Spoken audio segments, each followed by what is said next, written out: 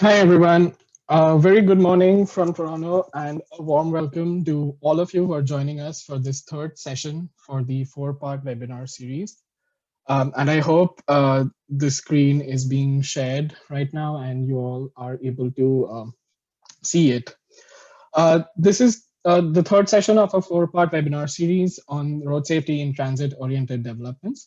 This webinar is part of the ongoing work on integration of road safety considerations in transit-oriented development projects for the World Bank, and that has been prepared with funding from UK aid through the Global Road Safety Facility.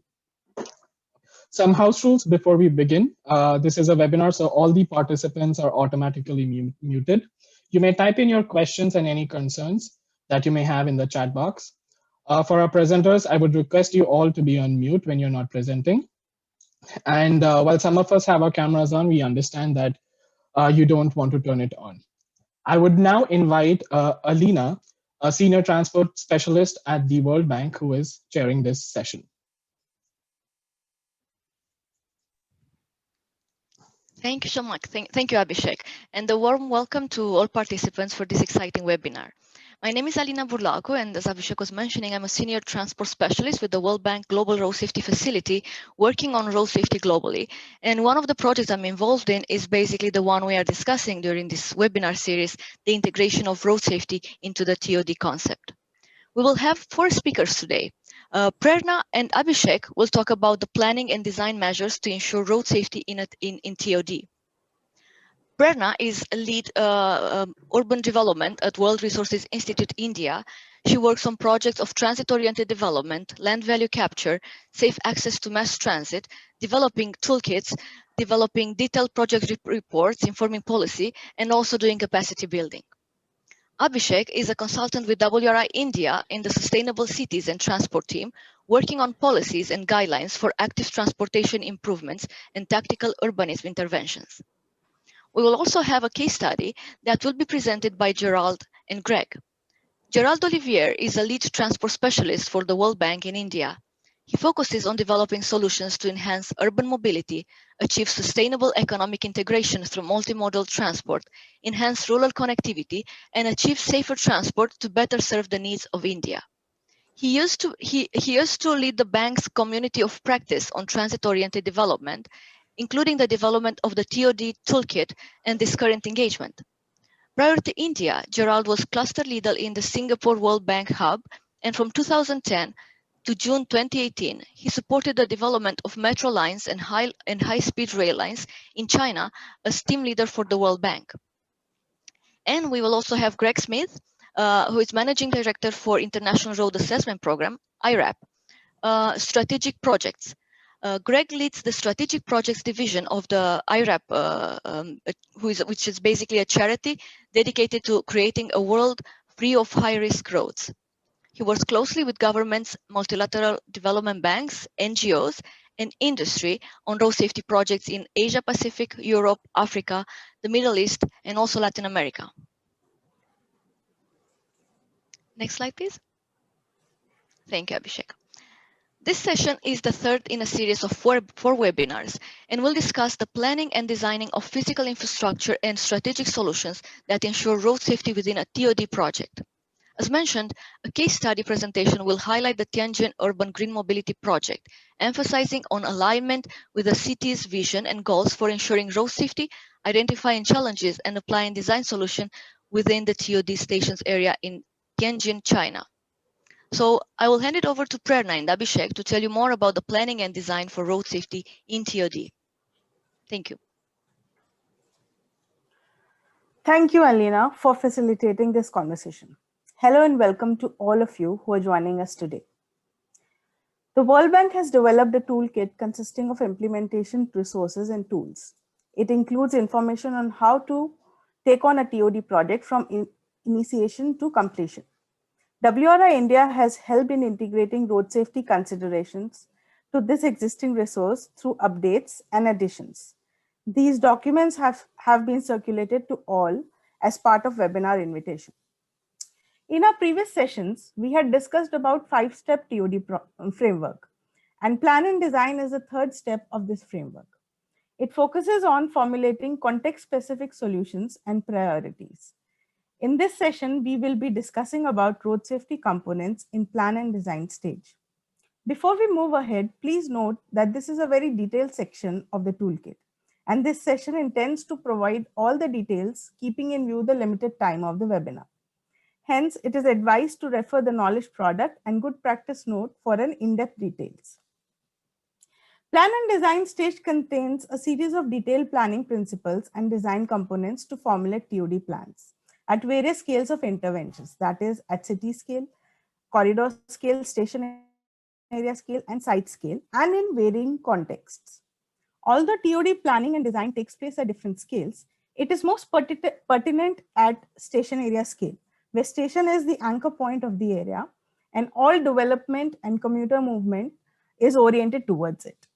Station area refers to the area around public transit station that is within 5 to 10 minutes walking distance or 400 to 800 meter radius from transit station. An essential aspect of TOD area is the provision of safe and efficient connectivity between transit station and surrounding development, creation of which entails two interconnected themes, namely network planning that focuses on pedestrian cycling or feeder services as the case may be, and infrastructure design that focuses on components such as junction designs, pedestrian facilities, cycling facilities, public transport facilities, etc. Let's understand each of these themes in detail. TOD relates to the intensification of development around the transit station through increasing built-up density and diversifying permissible land uses. In such dense urban environments, the number of users in the public realm also increases significantly, and hence safety becomes an important aspect. This requires the provision of safe access and efficient connections between surrounding developments and transit stations, which is often neglected. And this inadequacy also discourages the use of public transit facility. The most critical aspect for creation of strong interlinkage between the transit station and developments within station area is network planning. In our assessment, there are 5 key principles of network planning. Coverage, that helps define the extent of street network and accessibility for different road users and hence ensures safe access. Continuity, focus to amend or omit any missing links in the network. Orientation offers that the network should be oriented towards the transit station, providing as direct connectivity as possible. Capacity, the 4th principle calls for adequacy of the network to meet the high volumes of transit commuters, particularly along the trunk routes leading to the station. The 5th principle, safety, targets to achieve a high standard of safety, especially for the vulnerable user groups. Let's look into each of these principles in detail. The principle of coverage with respect to station area network planning means every property within the defined influence area must connect to the network leading to the station. Any given station area is likely to offer multiple mode choices to access the station. It is neither practical nor desirable for the coverage of every network to be as extensive as another. Thus, an important step in planning the coverage of feeder network is to define the realms of each network within the station area. A station area will have 2 realms of planning of access. The first being the walking realm. It is normally considered as what an average commuter can walk in 5 to 10 minutes, which is about 400 to 800 meters. In low density suburban areas, a higher walking reach of 10 to 15 minutes or 800 meters to 1.2 kilometers may be considered. The second realm is the area outside the walking realm. The realms of cycling is much higher, typically to the order of 3 to 5 times the size of walking realm. Hence, the cycling realm for the station should be considered the same as the station area boundary. Similarly, depending upon the context, the feeder service or paratransit realms are likely to reach up to 3 to 5 kilometers from the transit station, which typically extend up to and beyond the station area boundary. It is not possible for every property to have direct connectivity to the station across all realms. Hence, the more practical solution is the delineation of trunk routes leading to the station and connect the properties to these trunk routes This creates a strong extensive network that offers multiple choices to the commuter. Any given station area is likely to offer multiple mode choices. It is not practical to provide distinct network for each feeder mode. The question then becomes how to best plan the provision of infrastructure across these networks so that all modes function effectively and safely. The key is to set priority in network planning. This refers to a hierarchy of priority when planning for mobility needs of different modes. This is not a unique idea to TOD, but is more relevant from its perspective, given the focus of prioritizing commute by transit. And when it comes to setting the priority, walking is the most relevant mode for first and last mile connectivity in almost any given circumstance. This is followed by cycling and feeder transit services. Both of these services can offer strong connectivity to the main transit line depending on the context. The next is paratransit and shared vehicles. This becomes more relevant in suburban areas where properties may not be within walking distance of the station or feeder transit service. And lastly, it is personal motor vehicles, which should have the least priority in station area network planning. The second important aspect of TOD network planning is maintaining continuity. Within the context of station area, continuity means that there should not be any gaps or missing links in the network, where a commuter is forced to use other components of the road network that may not be designed for this mode and do not meet its safety requirements. For instance, a commuter faced with an absent footpath may end up walking on main carriageway, putting them at risk of collision. When implementing a station area plan, an integral step is to implement measures to augment and complete the feeder networks. There are 4 different measures to do so. First is developing off-road connectors through a special study of station area to identify the physical possibilities for completing the network. The next is using development incentives to augment the network. We will discuss these strategies in the finance and implementation session next week. Next in the list is developing grade separated infrastructure, and lastly, designing of shared infrastructure. We will be looking at some of these measures later in the conversation. Moving ahead, the principle of orientation is the most relevant to TOD area planning because it places the station as the anchor point of the network. The key component to ensure a network is well oriented towards the station is to identify and develop trunk routes. As discussed earlier, trunk routes are expected to carry most of the commuter volumes to the station. In a greenfield station area, orienting the network is a lot easier as there aren't too many hindrances that would interfere in this process. A built-up urban environment rarely offers such a clean slate to plan the feeder network. Here, one has to work within the limitations of the existing built environment as well as available right-of-way. There are broadly 3 aspects to determining the alignment of trunk routes that offer best possible orientation towards the station. First, determining the main activity generating nodes besides the station that are likely to have high footfall. For example, office complexes, major retail streets, hospitals, etc. After identifying nodes, the objective is to determine how these nodes align with each other and the transit station, and how best to connect them with least number of distinct routes. Once an appropriate path for a trunk route is determined, the next step is to analyze or assess the scope to reduce minimum deviations using combinations of measures of continuity as discussed previously.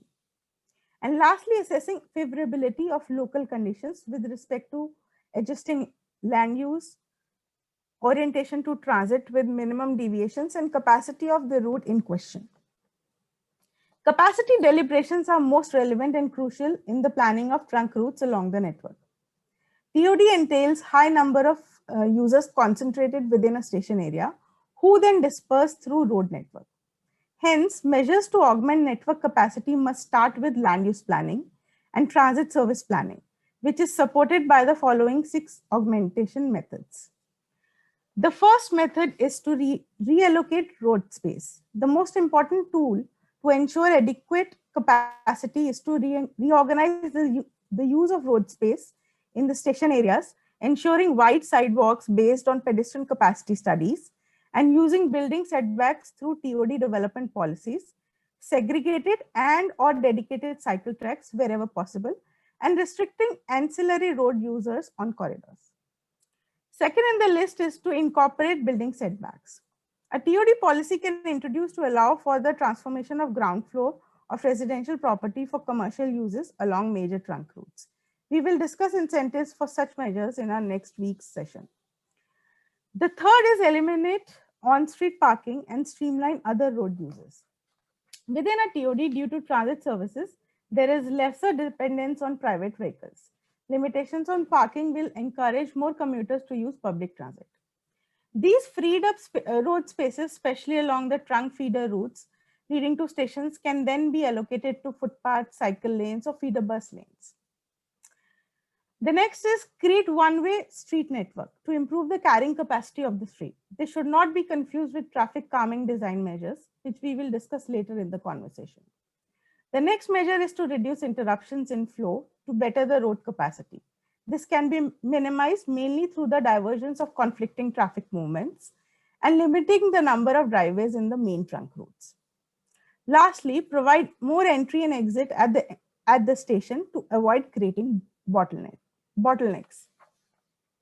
Now let's look at the last principle of the network planning, that is safety.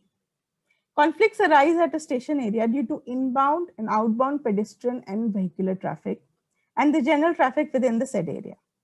Typically, in the area closest to the station, traffic bound to the station must be given the highest priority.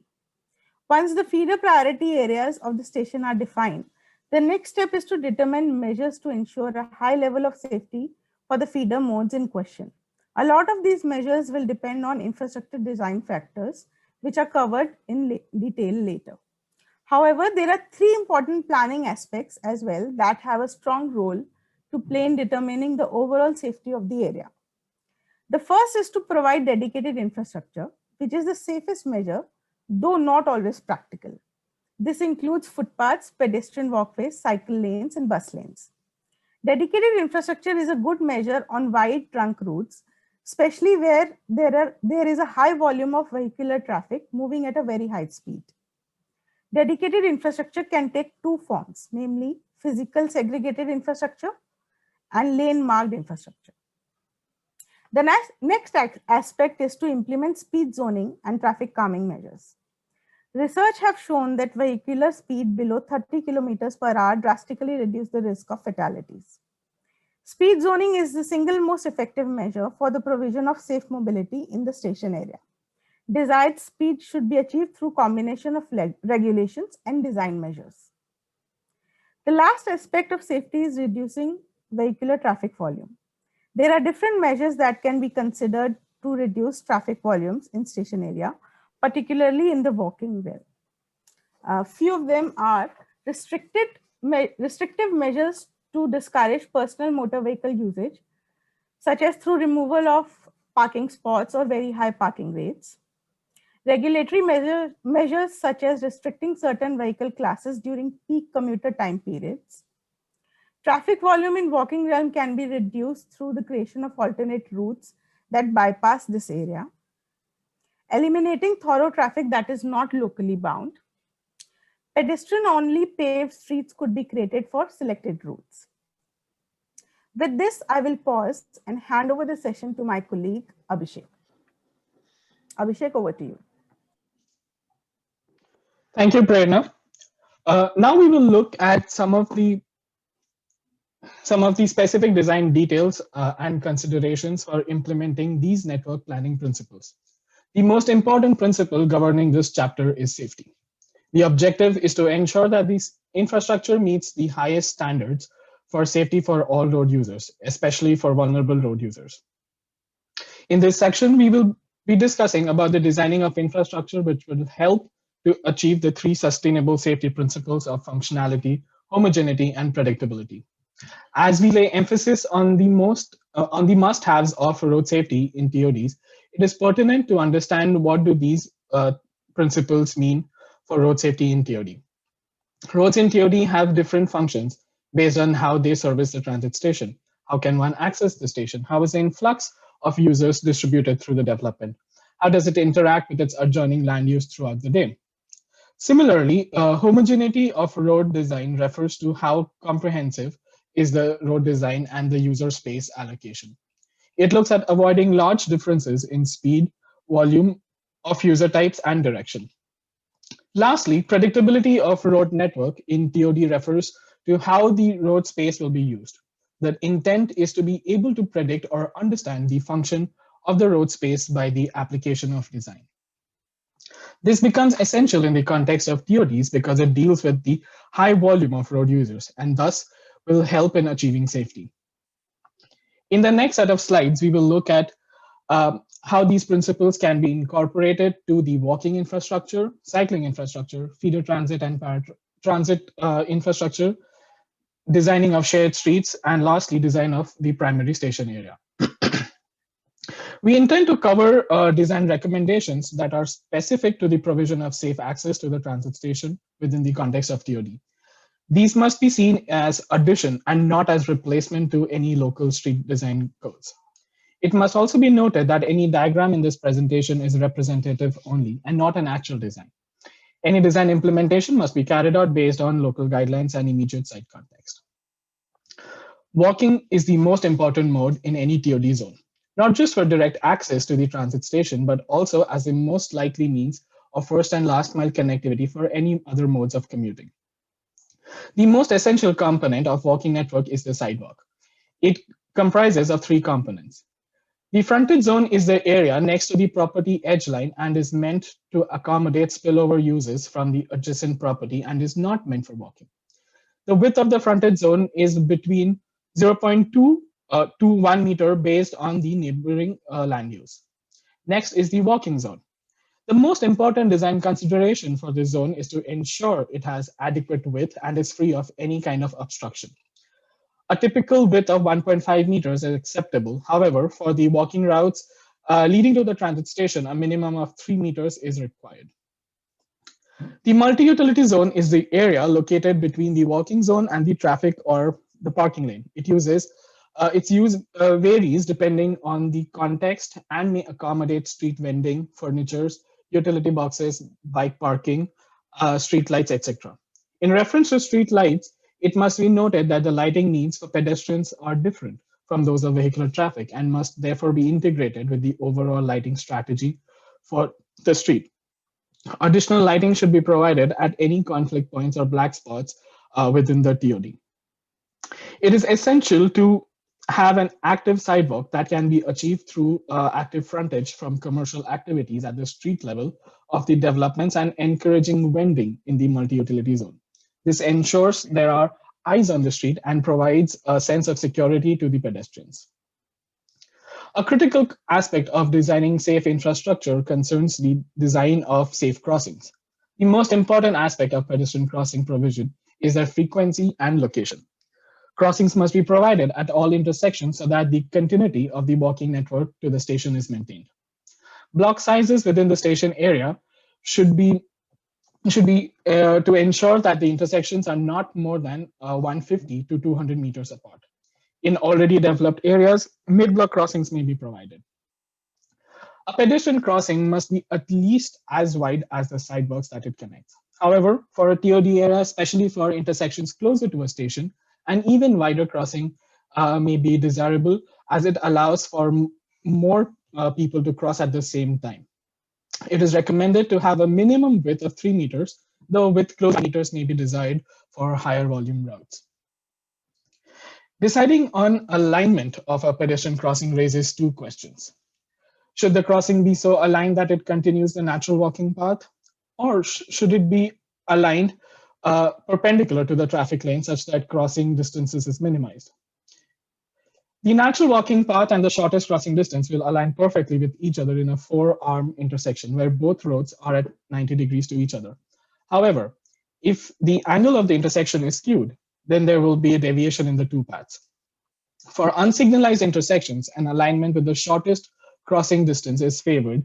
That reduces the amount of time the pedestrian is put into conflict with the vehicular traffic. For signalized intersections, pedestrians will want to avoid deviations to their natural walking path. Major intersections in the station area must be equipped with traffic signals, which incorporate pedestrian signal cycles that are long enough to allow for most pedestrians to cross the road in one phase. The pedestrian green times may, in the vicinity of transit stations, may also be synchronized with the timings of transit services. These time synchronizations are critical where transfers between one mode to another are indirect and require crossing a road to access the stations. The curvature of intersection corners has a significant impact on pedestrian safety. A generous curvature allows vehicles to make free turns at high speeds, putting pedestrians at risks. It also reduces the availability to accommodate pedestrians waiting to cross the road. It is recommended to have intersection corner curvatures approximately 4 to 6 meters to allow vehicles make a safe turn at a slow speed, and thus also increase the pedestrian waiting area. Another measure is to eliminate the parking lane if present at the intersection and create a curb extension to create a larger waiting area. Access ramps must be provided for ease of use by wheelchair-bound and other mobility-impaired users. As mentioned earlier in the continuity principle, pedestrian paths may be augmented with the utilization of grade separated infrastructure. There are broadly two categories. First being the infrastructure only meant to cross a single road, such as a footable bridge or an underpass. However, such measures must only be used as a last resort due to its high capital cost, difficulty in accessing by mobility impaired users, and lack of safety and security, especially for women and children. And secondly, grade separated infrastructure such as a skywalk are of a much longer length and can provide direct connection to multiple locations and the transit station. Such infrastructures are normally elevated, though there are cases of underground pedestrian networks that provide climate-controlled movement. Cycling. Cycling is a healthy and sustainable mode of commute that enhances connectivity to transit and can have a higher reach than walking. While we won't go into detail of designing a cycle infrastructure, one must note that they are of two types. As seen, the first is a marked cycle lane that are delineated using road markings and signages. Typically, lane-marked cycle lanes are unidirectional and 1.5 meters wide. And cycle lanes are expected to be provided on both sides of a two-way street. Secondly, physically segregated infrastructure that can be raised or separated using curbs or railings or landscaping. Segregated infrastructure reduces the possibility of a motor vehicle entering the cycle lane and colliding with the cyclist. They can be both unidirectional and bidirectional. The challenges faced by cycle infrastructure in a TOD are primarily the conflicts with other vehicular modes and designing of the intersections. The overlap of cycle routes and feeder bus routes can create potential safety conflicts. Buses need to stop next to the sidewalk by cutting into the cycle lane to access the stop. This is a potential safety risk, and it is therefore recommended that these routes are kept separate. If sharing is unavoidable, the cycle lane may be continued behind the bus stop. Here, the bus stop area is separated from the sidewalk, and commuters will cross the cycle lane to access the bus stop. Furthermore, on-street parking creates potential safety conflicts for cyclists. Vehicles benefit from being parked as close as to the sidewalk as possible. This requires them to cut across cycle lanes, creating a conflict. Placing the parking lane between the cycle lane and travel lane provides a buffer to the cyclist from the oncoming traffic. However, when the door of a parked car is opened, it creates a safety hazard for the cyclist. It is therefore recommended that on-street parkings be provided on streets with cycle lanes, only where there is a possibility to separate the parked vehicles from the cycle lane by adequate buffer of at least half a meter wide to contain the width of an opened car door. This buffer can also be a raised median. Ensuring continuity and capacity of cycle lanes, especially in routes oriented to transit stations, is critical and is valid for intersection design as well. These intersections catering cycling infrastructure must be carefully designed based on their proximity and connectivity to transit stations in TOD. Cyclists, along with pedestrians, are vulnerable road users and therefore must always be given priority in the network. The various provisions at intersections for cyclists and pedestrians ensure their safety and allows for smooth distribution of other users over the network. The first type of intersection design with the cycle infrastructure features an advanced termination of a cycle lane, where the cycle lane is terminated a few meters before the intersection and allows motor vehicles and cyclists to align themselves in their desired position based on the direction of travel. As there is no dedicated infrastructure for cyclists, there is a risk of collision when these two modes are changing lanes. This may be resolved in the provision of a turning lane between the cycle lane and a sidewalk, which allows cyclists to continue straight through the intersection along their marked priority lane. However, there's still a risk of collision at the place where the cyclists and motor vehicles cross. Both these options should be used very sparingly, only after all other options are considered. Next, we will look at the use of cycle boxes.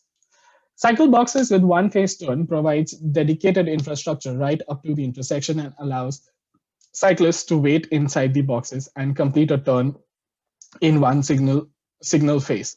However, there is some ambiguity on where the cyclist should wait if it reaches the intersection during a green signal phase.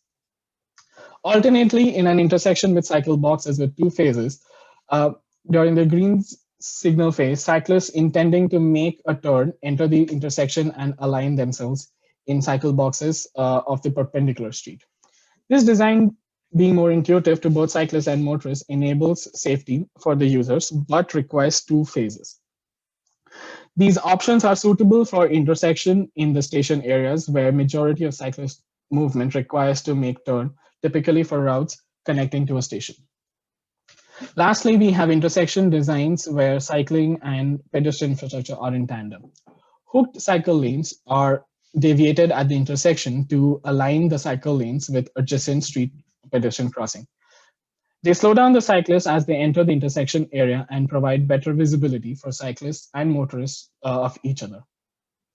This, however, requires adequate intersection area. Lastly, in a scrambled signal phase, a separate signal design is provided for cyclists to move along all arms of the intersection, and all motor vehicle traffics have a red light. The addition of a signal phase may result in longer delays for both motorists and cyclists. This kind of intervention works best with a high volume of cyclists with no single dominant direction of movement and can be applied at intersections with more than 4 arms. Feeder network in the form of buses and paratransit in the form of vans, taxicabs, and auto rickshaws provide a valuable service in enhancing the commutable distance for transit users. This is particularly important for areas in low density areas where distance from the station may be too long for walking and cycling. For feeder bus network, the intersection is an optimal location for placing a bus stop, as it is likely to have a larger coverage area within walking distance in comparison to a mid-block crossing. Guardrails may be installed in front of the bus stops to impede pedestrians from jaywalking and directs them to signalized intersections. However, a bus stop near intersection can create certain challenges for traffic mobility and for safety. A bus waiting for passengers to stop before an intersection may unnecessarily hold up traffic behind it if the light is green. The other motorists cannot overtake the bus and they would end up queuing up behind the waiting bus. A bus stop is best positioned after the intersection. As the bus would have crossed the intersection, it does not hold up traffic that wants to go through or make a turn at the intersection. The pedestrians crossing for this intersection is located behind the bus, and it ensures the commuters will go back to the intersection to cross the road. However, the bus stop should be located at some distance away from the intersection to allow vehicles entering this arm of the road to move out of the lane occupied by the bus. The advantage of this positioning is that it does not hold up traffic that wants to go through, thereby does not block the intersection. In some cases, the distance between successive intersections may be very far, and a mid-block stop is a suitable alternative. Additionally, adjacent land use and proximity to a major node or activity generator may require the location at a mid-block. As a general principle, bus stops on opposite sides of the road must be placed in such a manner that they share a common pedestrian crossing that is located behind both stops. Paratransit normally operates along the general traffic roadway in mixed traffic conditions. Typically, pickup and drop-off happens along the roadway. However, certain locations of high footfall may have high demands for paratransit services. If adequate infrastructure is not provided, this can result in haphazard stalling of vehicles along the roadway, which affects both traffic and safety. It is recommended to have dedicated pickup and drop-off infrastructure where these zones function best when they are physically separated from each other in a manner that allows for the vehicle to quickly move from the drop-off zone to the pickup zone. A shared street is a street designed for all road users. The infrastructure is designed to meet the mobility requirement of all, but based on the safety standards for the most vulnerable road users, which is the pedestrians and cyclists. The implementation of traffic calming measures is an essential component of creating safe shared streets. As discussed earlier, this is carried out in two ways. First, by slowing down traffic, and secondly, by reducing the traffic volume. Along the lines of the safety principle, areas within a TOD where speed zones are to be implemented, lane diets can be used to implement the shared street. The width of carriageway is a crucial factor in influencing traffic speed. To implement lane diets, two aspects must be considered here: the traffic lane width and the number of traffic lanes provided. An existing bidirectional road with 2 lanes in each direction can be redesigned by converting the additional streets into a parking lane with cycling infrastructure, or utilizing the extra road width to increase space for other street elements such as a sidewalk. A traffic lane width of minimum 3 meters is recommended for all shared streets. An exception may be made for roads that have the feeder bus network, where the lane for the buses may be as wide as 3.5 meters. Along with these engineered methods, other urban design tools may be used to encourage slower speeds, such as building up to the property line, street trees, and encouraging drivers' activities on the streets using an on-street vending or developing such parklets. Various mid-block design measures can be implemented. These are either vertical measures, such as speed bumps, speed humps, or speed tables. The frequency of speed humps along a stretch of a road should be such that it discourages speeding in between the two humps. Speed humps may also be provided before pedestrian and mid-block crossings, especially in cities where motorists are unlikely to slow down for a crossing pedestrian. If there is no median barrier on the roadway, it is better to locate the mid-block pedestrian crossing on top of a speed table.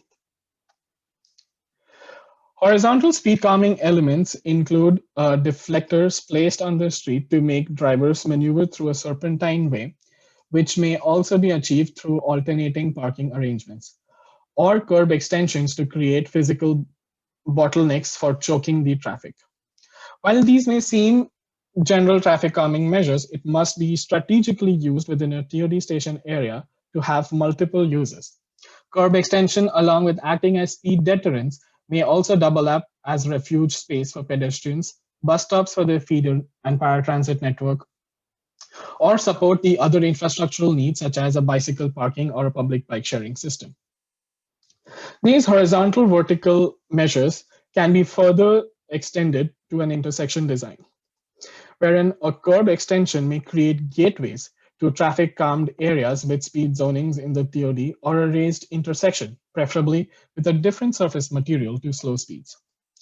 Alternatively, raised medians barriers may be installed to curtail thoroughfare traffic and reduce non-local traffic, or through traffic circles that slow down the local traffic. The primary station area is in the context of a TOD refers to the area immediately in the vicinity of the transit station, where the transfer of commuters between feeder modes and the main transit lines take place. Given the high concentration of commuters and traffic in a relatively small space, safety and mobility challenges are the most crucial at the primary station area. Based on the hierarchy of network planning, the transfer of pedestrians should be provided nearest to the station areas, followed by infrastructure for cyclists and feeder buses, then paratransit, and finally for personal motor vehicles. To ensure maximum safety, this area must be kept car-free with only designated routes for paratransit and feeder services.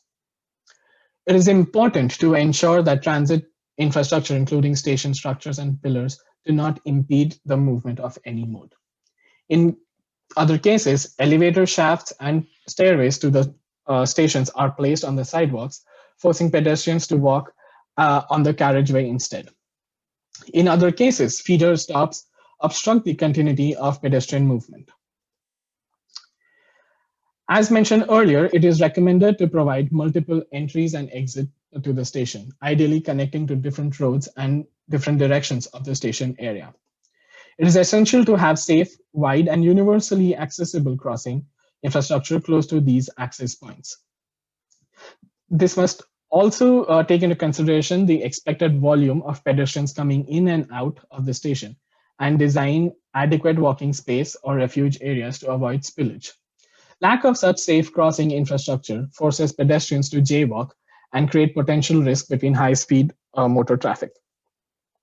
Likewise, BRT services requiring dedicated lanes must be protected to avoid jaywalking to access the stations. Access to these stations can be provided at intersections with wider crosswalk or at mid-block crossings. Very often, local access needs are combined with station access points. Access to an underground mass transit station doubles up as an underpass to cross major roads. Similarly, for BRT stops in the middle of a highway, it is not safe to provide at-grade access. Footover bridges with ramps or elevators to access these stops are provided. These are also used as local connections to developments on both sides of the highway. However, if these stations are not functioning during certain hours or closed, then the local access can get impeded due to closing of the access facility as well.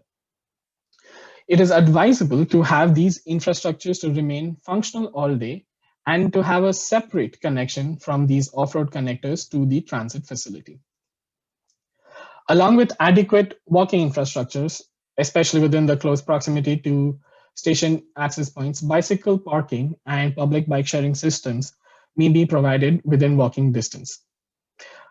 At least one on each side of the road to avoid crossing.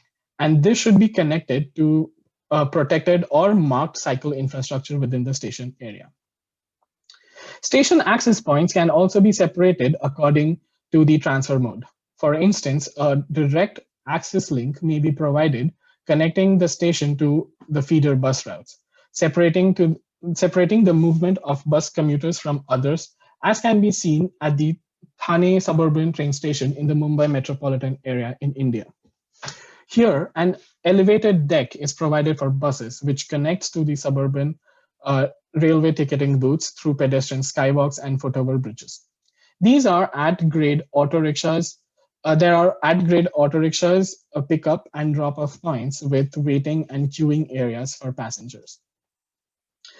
Transfer zones should be provided in the vicinity of the traffic stations, in the vicinity of the transit station, such that crossing requirements are eliminated or reduced.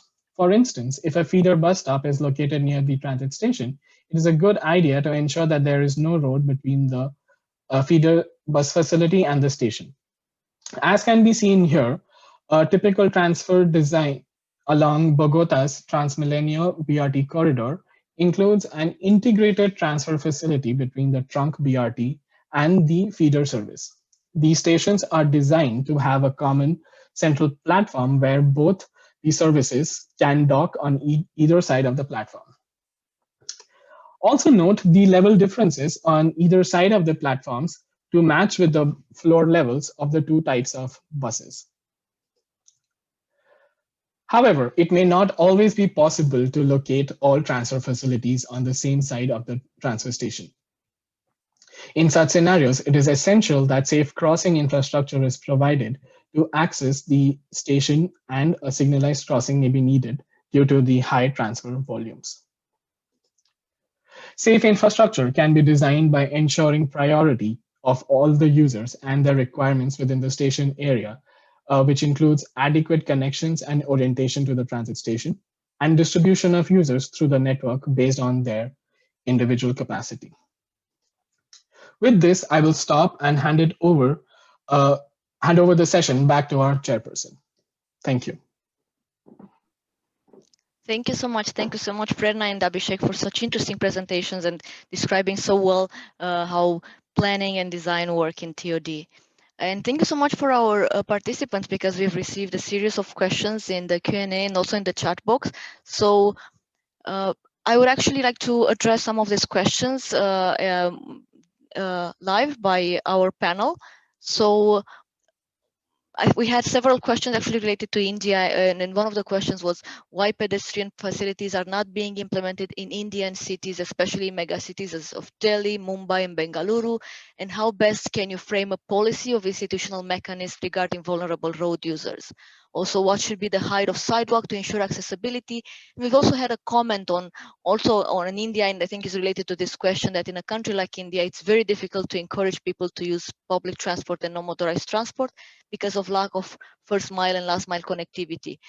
So I would like to address this question to Binoy Mascarena, who is actually a senior road safety expert with WRI-India, and he's been working together with the team. So I was hoping that maybe he can give us his thoughts on this matter. Yeah. Thank you, Alina. I'll speak in the context of India, since the question was asked from that perspective, but I think it applies to almost every country in the Asian African context. So I think the premise that by default the people of India are against using public transport, I think that is incorrect. We've seen in cities like Mumbai, when there is good access to public transit, people use public transit. And in the last 10 or 15 years, because public transit infrastructure has not been able to keep up with the increase in demand, there's been a shift away from transit. So I think that premise to start with is something that we need to address. That if you give people the correct infrastructure, they will use public transport. And it's a bit of both, right? You have to also disincentivize personal transportation while you provide transit by making parking prices more realistic to what the market prices are. And there are other strategies that you can do as well. About sidewalks and pedestrian infrastructure as to why they are lacking in Indian cities.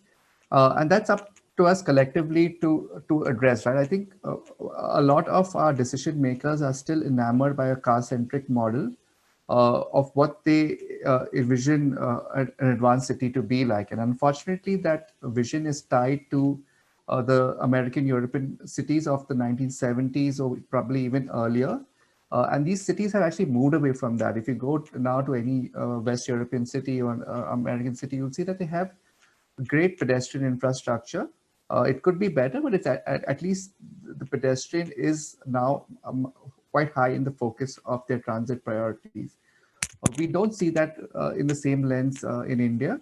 We are still looking at pedestrians will find their way. We just need to create the infrastructure for motor vehicles, and pedestrians will find their way through all of that. And I think that needs a fundamental shift in the way we approach this problem, especially now that we're looking at it from a transit-oriented development lens. Yeah, I think this is a fascinating question, and we could debate on it for hours, but I think I'll leave it out here for this at this point. Thank you so much, Binay. Thank you for this answer. And we have another question, which I feel it's very interesting. It's about related to parking. So after prohibiting on-street parking, are we really providing alternate parking spaces for citizens? And how can we actually make people to use public transport? And I'd like to invite our lead transport specialist, Gerald, to help us give us a bit more details and his view on this question. Thank you, Alina, and good morning, good evening to everybody. I think it's a critical question, and you will see in the case study I will describe on Tianjin that was also part of the equation. Because actually, to make TOD work out, to make cities mobility work out, it's not one element versus the other. It's the integration of the land use planning, the parking, the walkability, and the access to public transport that work together. And if I think about Binoy's comment, which answered in two parts, actually, if you cannot walk to your bus stop in a clean environment, and working on India extensively, when it rains, it's not particularly appealing to walk to the bus stop, even if the bus was perfect. So, you need to create that continuum. Now, when it comes to parking, the right answer is urban space is very valuable, and because it's valuable, it needs to be priced in order to reflect that value. You cannot just give it away. And the best solutions that have emerged is a set of solutions that look at demand, think about how demand can be addressed on street and off street, and then price the available quantity of parking so that people are using it intensively. And we can be trying to target a 85% use of the parking. Now, the money you collect from parking can then be reinvested into the alternative solution, the quality sidewalk, the quality cycling path, or the better public transport. And then you start having the shift that is required. I used to live in Singapore together with Alina, actually, same country office. And what we could see there is you could have a car, or you could take public transport. And it was really how much you were willing to pay for a car that would dictate which one you're using. It's very expensive. So people naturally having a choice between a good quality public transport and an expensive car, a lot of people balance their needs. And if the balance was out of whack, then the government increased the price for one and reduced for the other one to rebalance. So yes, parking is critical, it's valuable, it needs to be priced. Thank you, Gerald. Yes, indeed, I fully endorse your statement, and I have to also say this from my own experience, because I come from Romania, and personally, before coming to Singapore, I was addicted to my car. I used to have my car all over, everywhere I was going. Since I moved to Singapore, I don't have a car, and I take the bus and the metro every day, and I feel very happy, very healthy. But the system, how it's created here in Singapore, it's as Gerald was mentioning, it's just complete. You have the right facilities. Also, the costs are very encouraging into using public transport and not having a personal car. So yes, there is a system that has to, and some elements that have to work together for this. And Gerald, don't turn off your camera, because I saw you were addressing another question which was on the chat. So when participants are posting questions on the chat, those are available only for panelists. So the other participants cannot see them. So please add your questions into the question and answer.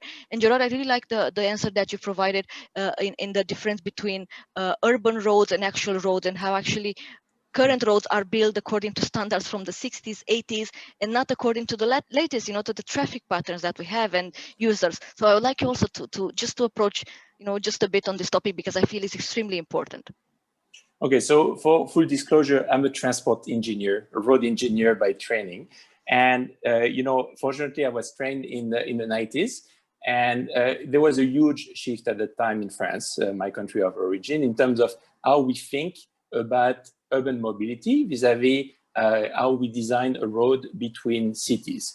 And that shift was really a reflection of 3 decades of trying to impose the vision of roads from the intercity context into an urban context. And the reality is it doesn't really work. It doesn't create quality urban space to build a road that is purely focused on accelerating traffic within the city. It creates essentially islands within the city that are separated by very large avenue, very rapidly moving traffic, and to the point that was raised by Prerna, speed kills, right? I mean, speed is the main driver of the severity of accidents. And when you design cities around a network that is aiming at accelerating to the maximum extent the vehicle, what you get is a unsafe, unpleasant quality of life. So even the notion of a lot of flyovers and underpasses, it's kind of a bad fix to a poorly integrated road in the system. I'm not saying that no road should be a fast road, but then it has to be designed differently. If a road is really embedded in the urban fabric, then one needs to think about the various uses and what you're trying to achieve as part of this vision. So we see that in cities like Chennai, where we are working actively with the ITDP and the Greater Chennai Corporation and the Highway Department to think about how do we think differently about the design of urban roads as urban roads, right? And it's a very big shift for engineers to recalibrate that thinking. Thank you, Gerald. Thank you so much for this very good comment, because I feel that's it's most of the countries are actually facing right now with this challenge and shifting from those. And I'm also a civil engineer myself, so yes, I had the same shock when I saw it. There are actually no guidelines, to actually see how you can design a street and not as an interurban road. I think we need to actually I'll invite you right now, Gerald, to share your screen and start with your presentation for the case study. And thank you. We're looking forward to hearing you. Great, thank you, Alina. Again, a pleasure to be with all of you. I want to thank UKAID and GRSF for the funding support and WRI for the close collaboration on the development of this update to the toolkit. For the sake of reference, I would say that when we developed, my team developed the first toolkit, the idea was to combine some of the experience we were gaining from China, India, and altogether about 30 plus different TOD engagement and combine it into a toolkit. And then we realized that road safety was touched upon, was embedded in the design, but maybe not enough. And the example of Tianjin is interesting because, frankly, we thought a lot as part of the Tianjin project about how to make sure that what was designed would be, TOD, but also safe. So I will give you a bit of context, go over the challenges that the city was facing, explain a bit about the Tianjin Green Transport Strategy and how it led to a focus on TOD, walking and cycling. I must say that I'm borrowing quite heavily on slides produced by the CSTC and Tianjin Urban Planning and Design Institute that were closely associated with the program. So they have done really a lot of good work, detailed work as part of this program. Let me start with the context. Okay, so Tianjin is one of the 4 Chinese municipalities directly under the aegis of the central government of China. It has a fairly large GDP, $200 billion per annum as of now. And we focus on one part of the municipality called the Central Tianjin, an area of 334 square kilometers and 15,000 people of density per square kilometer. So pretty dense in terms of population. A distribution that is not even, obviously. You can see from the darker colors, a concentration towards the center of the densities of people. Trips that are relatively large compared to, let's say, India, 2.4 per capita per day, and relatively short in terms of distance, 4.8 kilometers. So, what we were looking at is a situation where the city was concerned by congestion.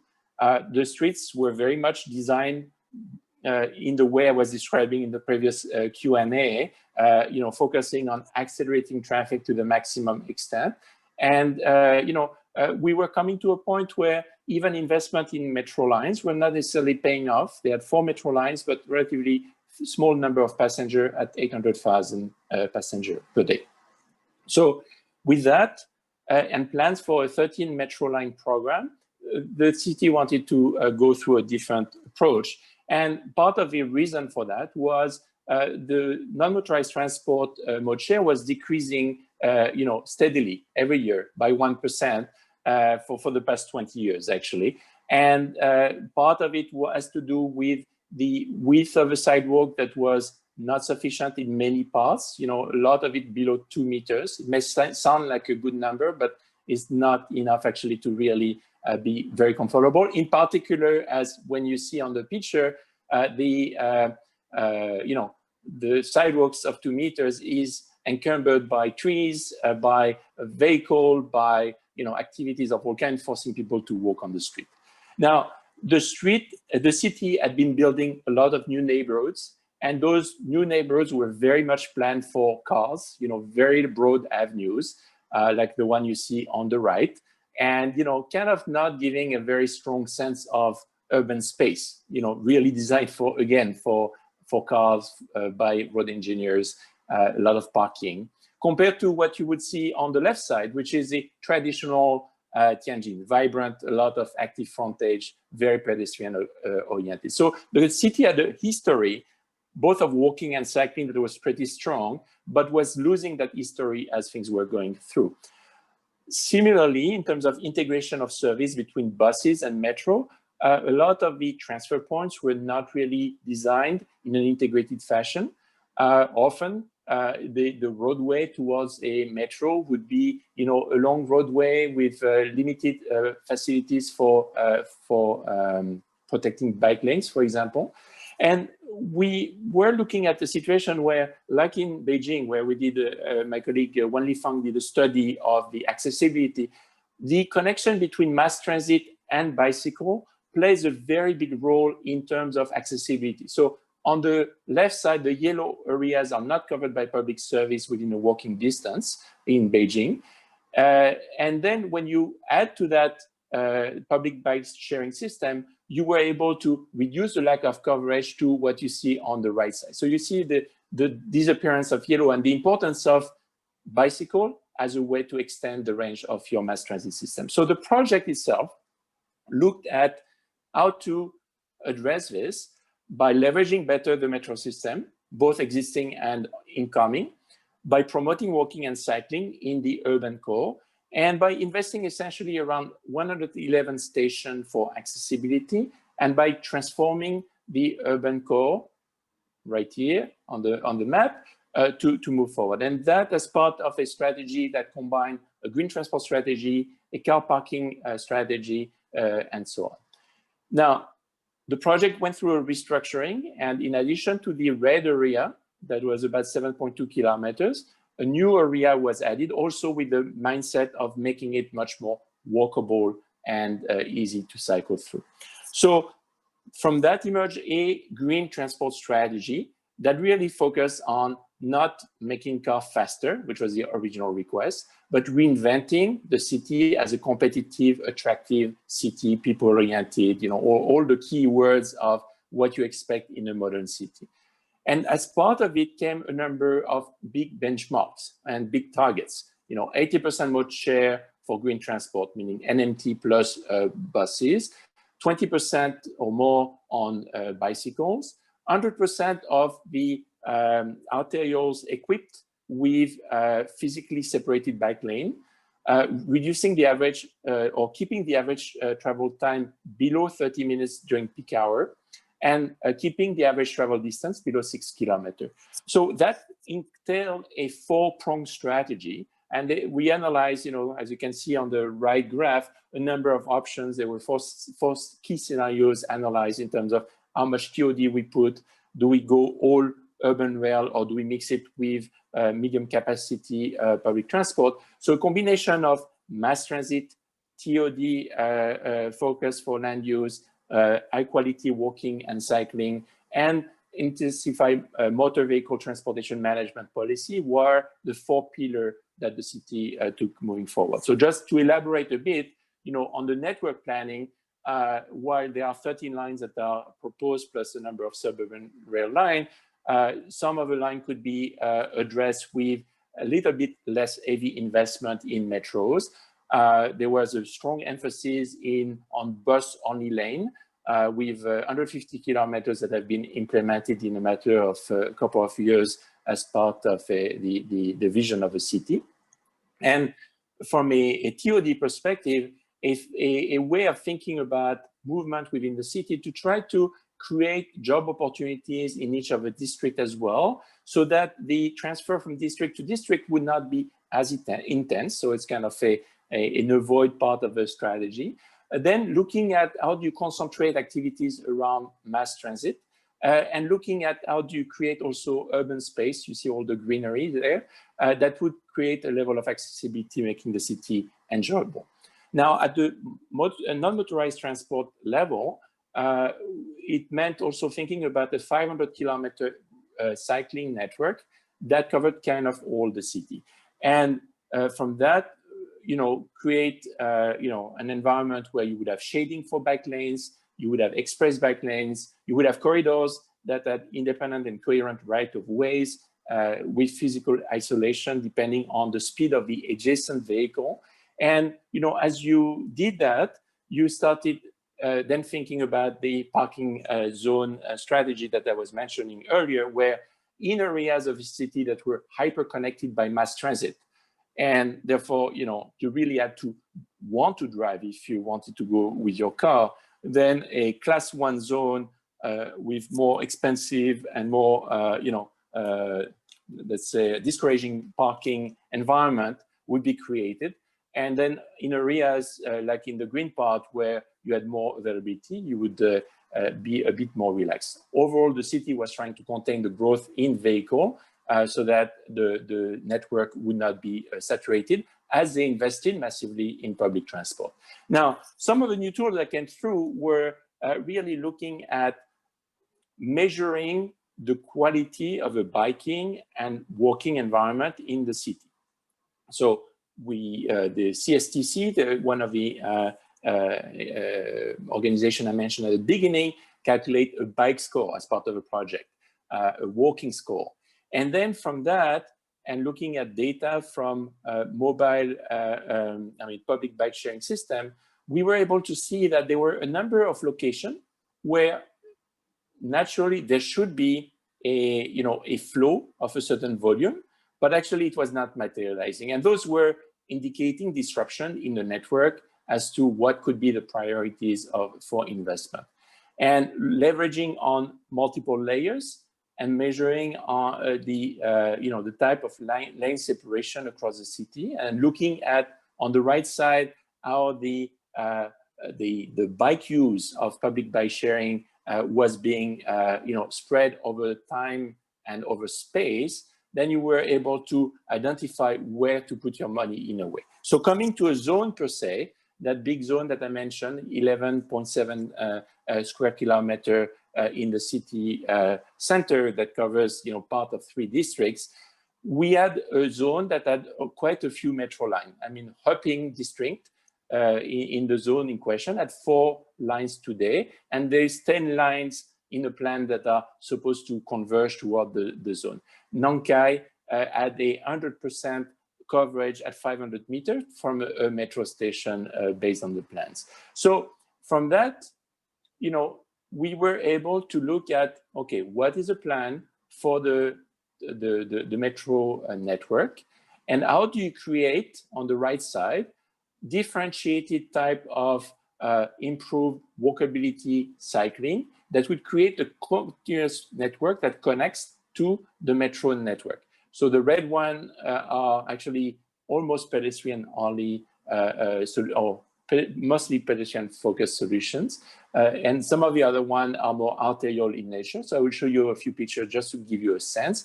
But that meant, rethinking in an integral manner the network. So just to show a few pictures, the business as it is today would look like this, a pretty grim version, a lot of parking on sidewalks, preventing people from necessarily walking through. The next vision is something that is quite close to what Prerna was showing in terms of, how you make the street evolve with, a good segregation, a good redistribution of space between cars and cycling and walking. Likewise, getting rid of cars parked on the sidewalk to reopen the space for a quality living, while re-energizing the frontage on the building side. Turning roads that were a bit too narrow for multiple car lane into roads that were certainly much more with an NMT focus, with double bike lanes and wide walking space. Or creating, even in some cases, or re-emphasizing some of the pedestrian walkways that existed but they wanted to essentially further enhance those because they are core center of activity within the city. Now, if I look at the second type of the second district, Nankai, in the very center of Nankai, you have a very nice historical site, which was surrounded by a very rapid road, enabling cars to zoom through, so kind of damaging the opportunity value of an historical site, and really not benefiting from the great connection towards the river and the set of historical sites that existed along the way. And because you were across six metro stations in the district, you had an opportunity to really think that only people who need it are going to be driving to that zone. Now, this is a kind of, I would say, engineer-driven road that exists today. So certainly a lot of space for cars, but not much quality in terms of urban value. And this is what vision the designer planner came through. So again, a lot of emphasis on people crossing, walking space, quality environment, area obviously that has to be acceptable for the less mobile, so nice transition across, and redefining the nature of the urban landscape in those places with fairly wide area for cycle as we go through. Now, intersections are certainly a point of focus, and to mirror some of the comments made by Prerna, it means that each intersection needs to be rethought in terms of priorities. Now, another example of a road which currently has a nice long barrier, and if you are here to go to the other side, you have a 2-kilometer walk essentially, being converted in something that is much more amenable to an urban space with proper crossing, proper indication of where to slow down for vehicles and the like. Now, this is what we did at the level of the 11.7 square kilometers and what we planned. Now, we also looked at 111 stations, and we looked at those from the perspective of connectivity with other modes, creating, for example, in this case, you had a road where people were turning very, very fast, creating a park/urban space where the metro connection is located with good access to the bus station, so that you change the nature of the overall urban environment from rapid traffic to a quality urban space. Or under this big flyover, which had the metro station on the other side, and for which to cross, you had to essentially end up under the flyover and in pretty strange condition, no proper crossing, etc., creating a space that would be both a park and allow you to, to cross safely across. Now, to also build on the feedback from users, the CSTC created an app called Pinstrip that allowed people to voice their concern over the walkable and bikeable space, so that they could communicate challenges as they experience. Now, for all of this vision to work, road safety had to be a core consideration. Just in the narrow area where we were working on at the outset, there were 2,000 crashes per annum taking place. Not too many fatalities, but a lot of crashes. So we partnered with China RAP to assess the existing condition, improve the proposed design, so that the outcome is expected to be much more effective and safe moving forward. So with that, I would just like to turn to Greg, who was part of a team on the China RAP side that looked into those in great details. Thanks very much, Gerald. Let me share my screen here. One moment.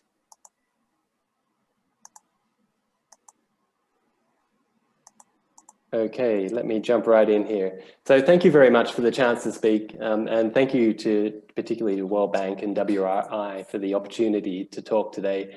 Although I'm presenting, actually I'm going to be talking a lot about work that's done by the China RAP team, ChinaRAP is part of the Research Institute of Highways in the Ministry of Transport, and the work that was done in conjunction with the ChinaRAP team by the Tianjin Urban Construction Design Institute.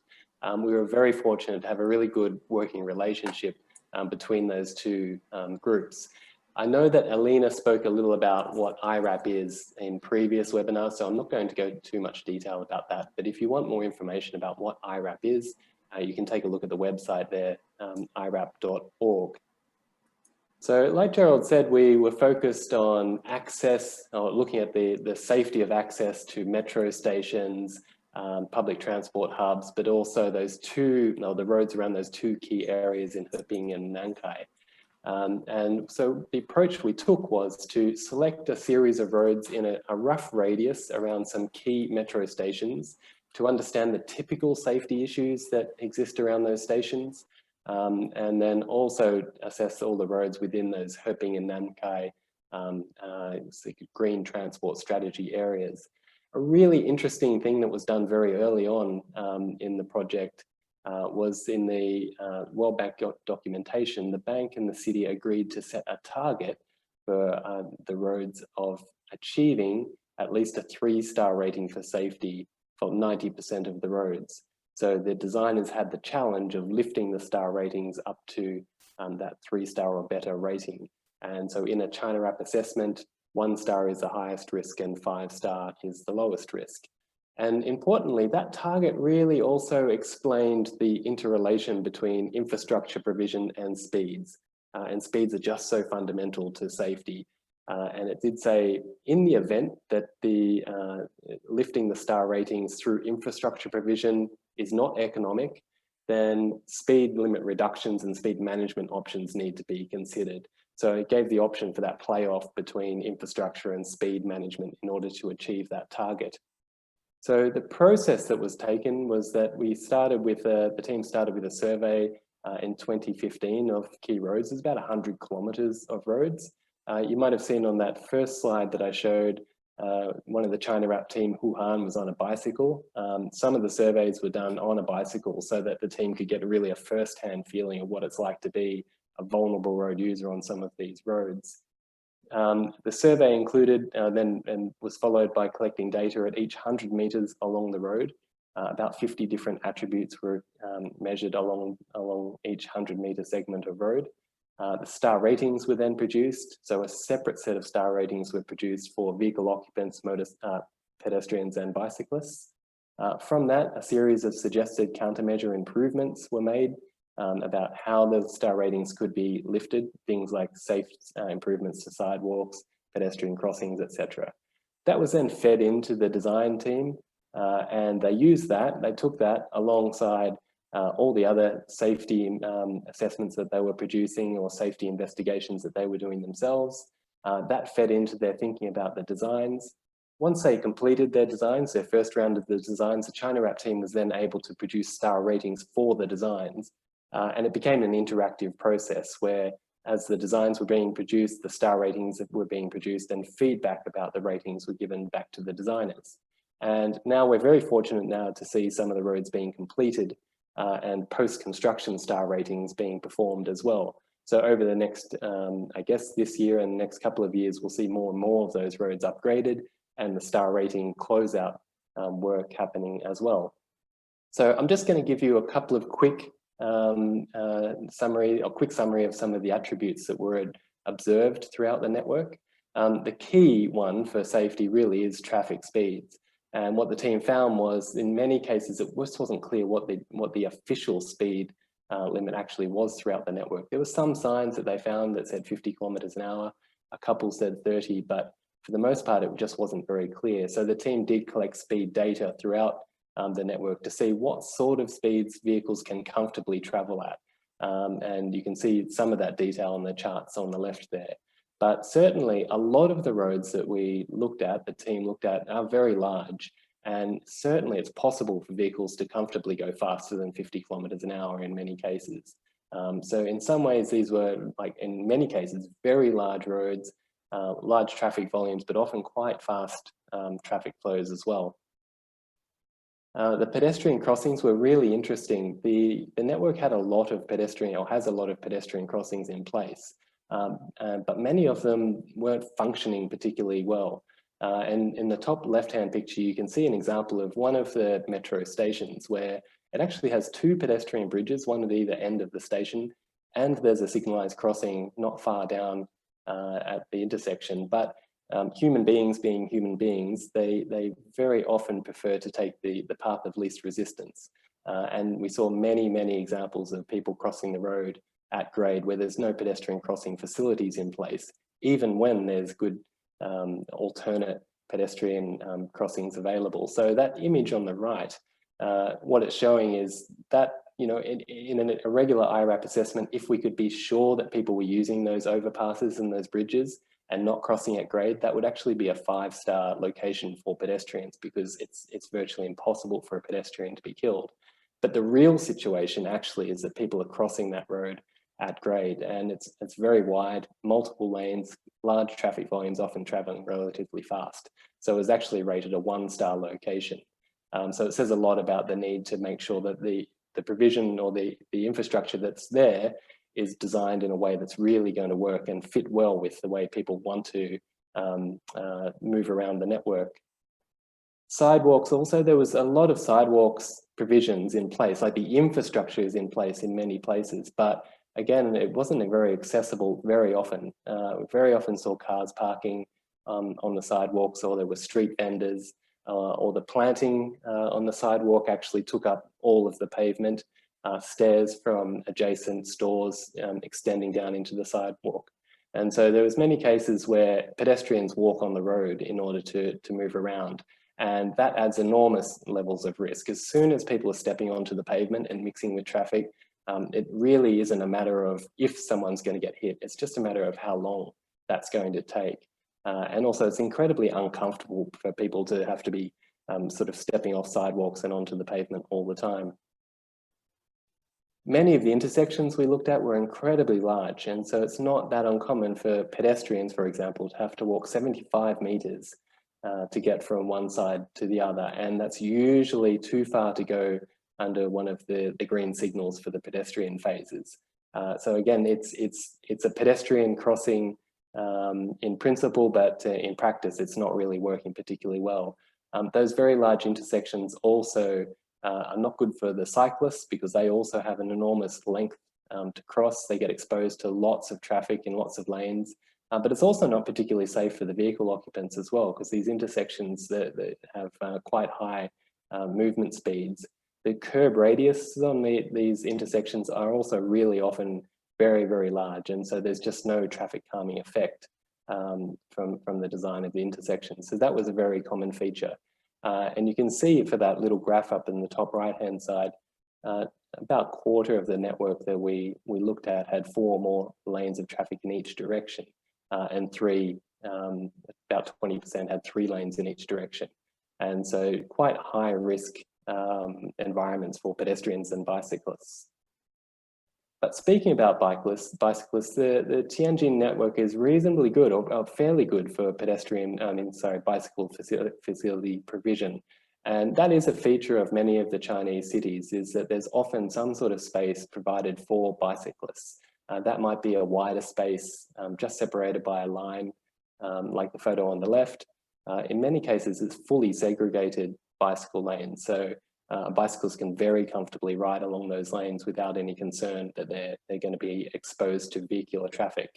But what we did notice is that there were a lot of cases where the network has got kind of holes in it. It might be a length of the bicycle network has a white fence separating the bicycle lane from the traffic, which is good. But there was many gaps in those fences, and it was very common for vehicles to squeeze through those gaps and park into the bicycle lanes. And so there was an opportunity cited in the reporting to really make substantial improvements to the connectivity of the bicycle network, and therefore safety improvements as well.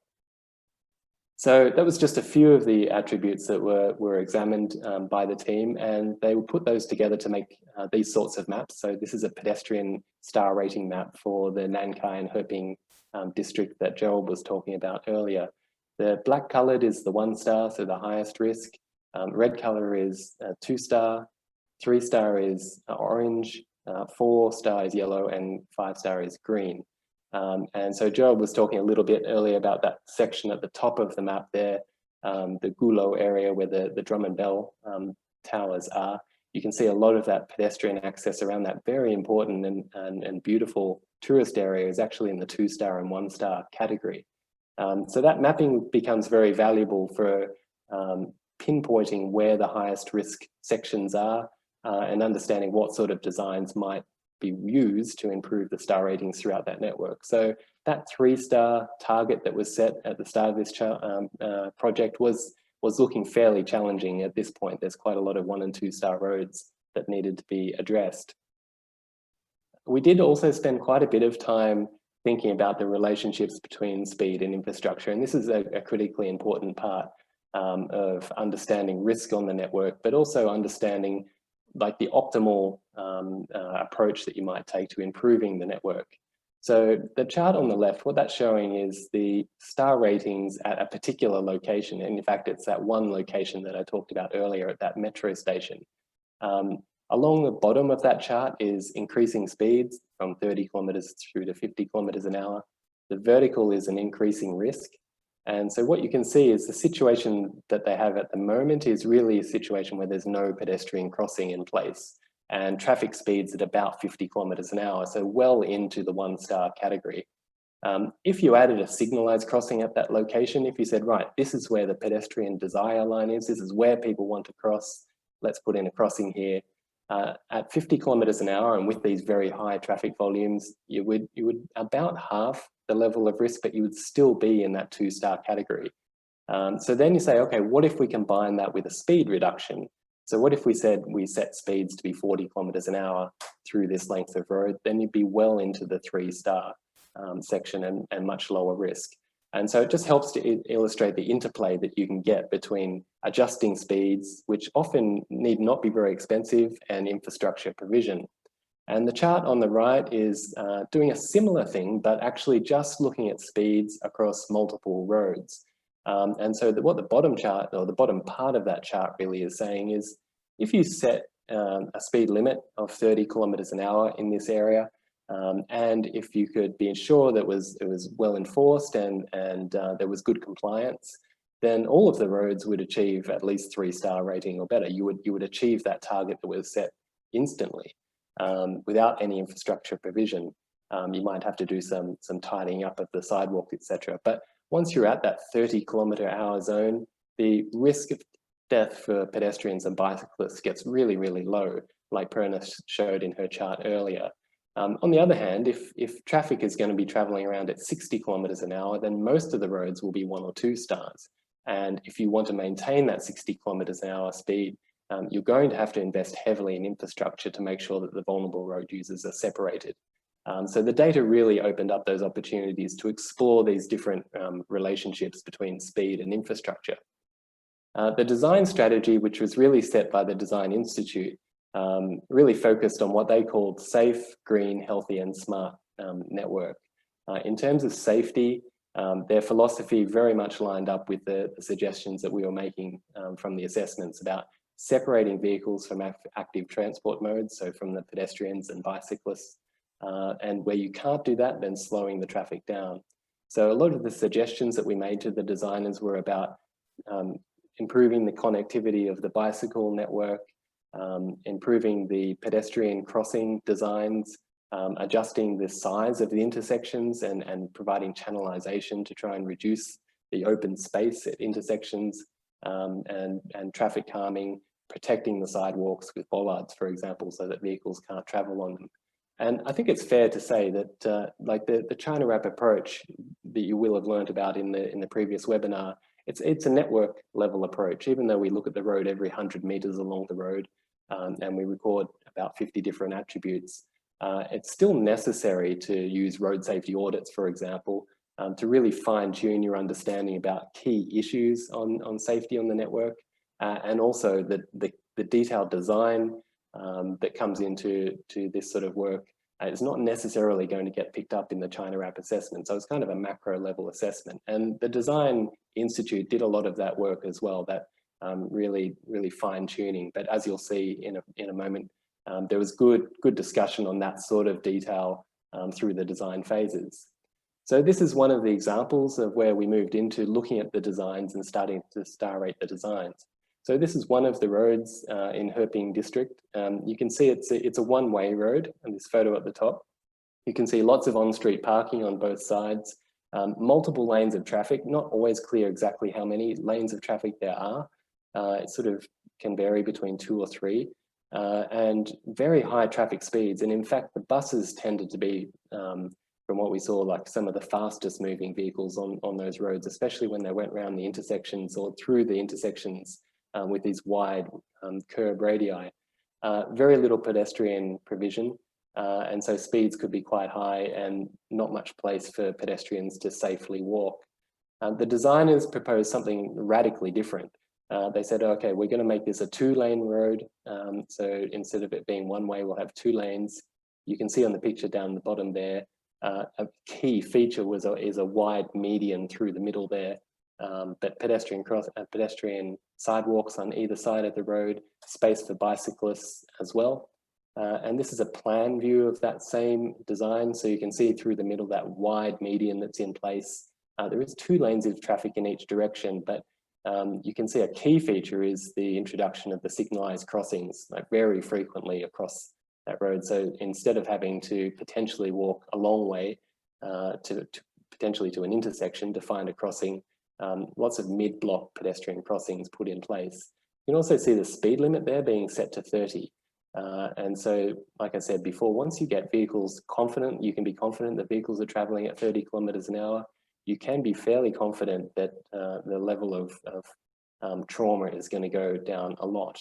And there's elements of this design that really help to calm the traffic. And the pedestrian crossings themselves actually help in a way to ensure that the vehicles don't get a long run without any reason to slow down. So the pedestrians themselves can help to calm the traffic. Through that process, the China Wrap team provided detailed comments on the designs.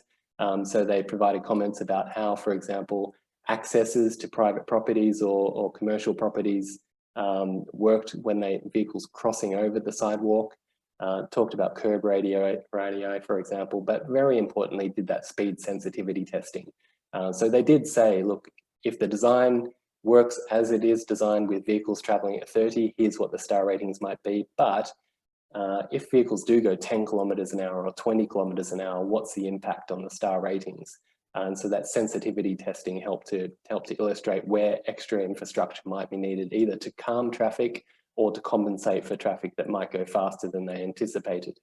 And those metrics then were able to be produced along each one of the roads. So this is the design star ratings for that design that I was talking about before. And it really goes from lots of 1 and 2 star, which is the black line at the top, right down to mostly 5 star. So once you're into the 30 kilometers an hour zone and you've got pedestrians and bicyclists with their own space, you're talking about a very safe situation. And really, it's really pleasing to see that there's a lot of the implementation happening right now. So these photos on the left are actual before and after photos. So that photo on the bottom left-hand side shows that there's still, well, I'll start with the top left-hand. There's the one-way road, the traffic is coming towards us. Again, it's not quite clear how many traffic lanes there are, sidewalks obstructed, so pedestrians walking on the road, and no specific provision for bicyclists. Down the bottom, you can see there's still 2 lanes of traffic coming towards us, so it's still one-way road. On the right-hand side of that median with the trees in it is where the regular traffic flows. That lane on the left is a bus lane, a dedicated bus lane. You can see coloured pavement on either side of the road, which is the dedicated bicycle lanes. There's sidewalks in place. There's a signalised crossing across that access point where the buses come in and out. So again, a completely transformed situation, actually. And the star ratings on the right reflect that transformation. It's gone from a road that has lots of 1 and 2 star points to now mostly 4 and 5 stars. And again, speed was part of this. That design, or the speed limit of that new constructed road, is 40 kilometers an hour. So it's combining the heavy infrastructure improvements with a speed limit that's really tolerant of human survivability in a crash. Also, lots of other examples where the road construction is starting to come through. This is an example where, again, a road has been just completely transformed to really protect the pedestrian sidewalks with those bollards, but also things like that pavement, that rough pavement that's being used as a form of traffic calming to really help to slow down the traffic through the area, but it just gives the road a completely different feel than it did before. So the star rating reflecting the strong improvement there. Lots of other implementation is happening at the moment, and so the China Wrap team will be busy doing the post-construction star ratings over time. So that example along the bottom there is, again, like the photo that Gerald showed, the old style road that's very focused on high capacity for cars and buses and trucks, and then a redesign really constraining the space that vehicles can use, and doing that traffic calming at the entry to this area, but providing lots of space for pedestrians and bicyclists as well. One thing I'd just like to finish on is we've had the opportunity to work with NACTO recently to produce star ratings for their Global Street Design Guide. That guide was produced as part of the Bloomberg program, and it's freely available. So what we did with the NACTO team is to add some additional information to that guide and produce a new free guide, which gives the star ratings to each of the design drawings that they provided. So you'll find in that guide that on one side of the page, you can see an existing situation, example of an existing layout and what the star ratings would be.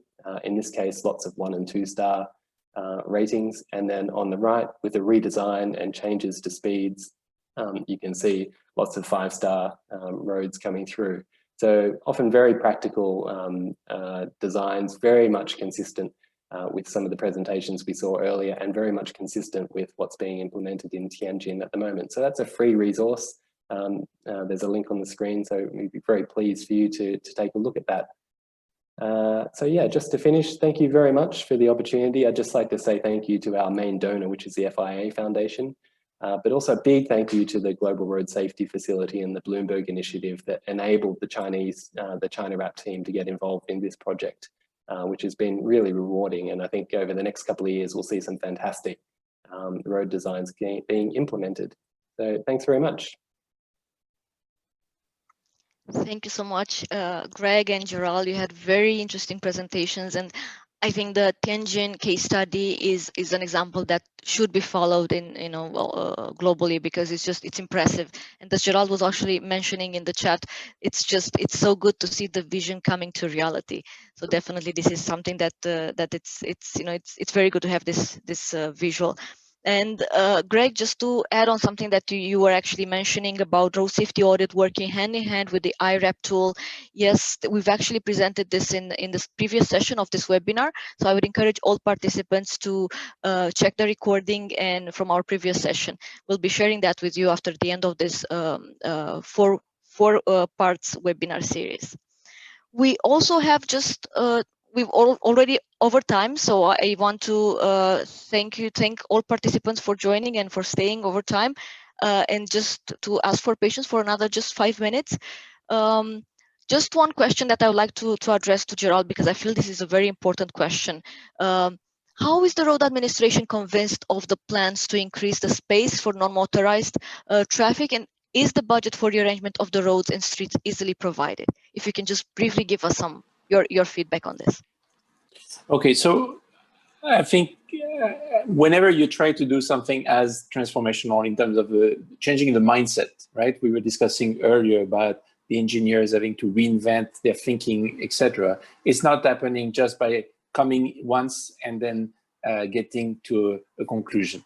It took a year and a half of total transformation of the initial vision of a project, which was really accelerating the passage of buses through packed neighborhood, to the project that ended up being supported, which created that transformation. With that, a lot of learning exchange session with other cities, New York, Singapore, etc., took place to share that experience and to raise the awareness, to bring leaders to see what the vision was. And ultimately, it's not a technical decision. You have to understand that it has to come as part of a vision of what you want to see the city become. And that is the first key part for the implementation to actually take place. Once a mayor, or in this case, a vice mayor, has been convinced that this is what they want to see for their city, then the rest falls in place. But if you have not achieved that, it's not going to happen just because of a technical conversation. So that I don't want to underestimate.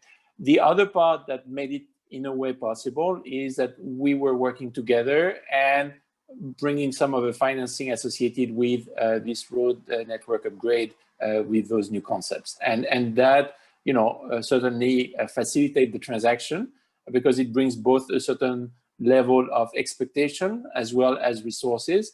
And, a good partnership with China RAP and ITDP and I think, the Energy Foundation. There was a huge cohort of people that were gathered as a result and that shaped that vision and kept on insisting on the shift, right? So from vision to implementation requires a continuous follow-up, the kind of study Greg was mentioning, and complete attention to details, because the beauty is going to be in the detail. And once this is done, then people will judge by themselves whether they want to replicate and expand. And we have seen already that they move from the first 7 square kilometers to another district as part of a project restructuring because they wanted to see that implemented elsewhere. So that's the feeling. And I would also say that we see this as an opportunity to share with the other cities around the world so that they can, contemplate what it means for their own context. Thank you so much, Gerald. Thank you for sharing these thoughts with us. It's as I mentioned, I think this project is extremely impressive. And you were mentioning about partnerships, and I do feel that safety is based. Road safety can be achieved only through partnerships. We all have to work together to improve road safety. And in order to make things happen and improve designs, we had a question a bit earlier on multifunctional teams, and I think that's also key, because having those very powerful visuals that you had in your projects, I think those were easier to be sent and communicated to politicians, to the mayor, which made this type of negotiation easier and on what the focus of this project should be. Thank you so much again for wonderful contributions and for this project to you, Gerald, and also to Greg for his presentation. Thank you. Thank you. Thank you. So kindly asking Abhishek also to share the final screen, which will show you basically some information about the last session of this webinar series, which will be on financing and implementing of road safety in TOD. So we've been discussing on the overview on TOD, and we have basically, this will be our last intervention. So we had so many questions even today on the financing and implementing. Please join us next Thursday to discuss more on this topic. We'll have a high-level panel, so we're looking forward to seeing you next Thursday. We'll be sharing with you the recordings from this webinar, and thank you so much again. Thank you so much, Alina. I would want to thank everyone who took time today and joined us for this session. As Alina mentioned, next Thursday, we will conclude our workshop series with presentations on how to ensure road safety through finance and implementation strategies, and followed by some case studies and a panel discussion. I want to thank Alina and the speakers for today, Prerna, Gerard, and Greg. And I would also want to extend thanks to Blanca from World Bank and my colleagues from WRI-India, Binoy, Rama, and Bodhi for their support. I hope you all have a pleasant rest of the day and stay healthy and safe. We'll see you next Thursday on 22nd October, 5 p.m. India time and 7:30 a.m. East Coast. Thank you, everyone. Have a good evening. Thank you. Thank you. Thank you, everyone. Thanks, everyone.